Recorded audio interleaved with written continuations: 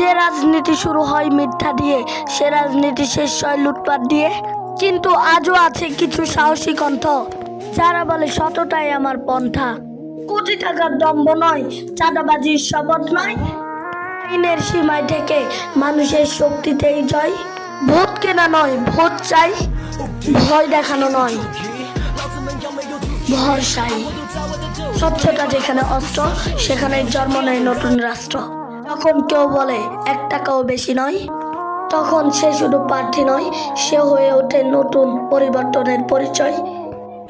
আমরা চাই না সিন্ডিকেটের শাসন, আমরা চাই সৎ মানুষের প্রতিনিধি সংসদে আসন। তাই আজ শপথ হোক ঘরে ঘরে, সৎ মানুষ চাই প্রতিটি আসনে। সৎ মানুষ থাকতে পারে বিএনপি, জামাত, এনসিপি কিংবা অন্য কোনো দলে। তরুণরা এবার ভোট দেবে সৎ মানুষ দেখে রেখে। ডাক্তার তাসনিম জারার মতো মানুষ চাই, যাদের রাজনীতি সত্যে দাঁড়ায়। নতুন বাংলাদেশ গড়ার লড়াই, কতটার পক্ষে হোক আমাদের ভোটের রায়। প্রিয় দর্শক, আমি কিন্তু ভোটার নই,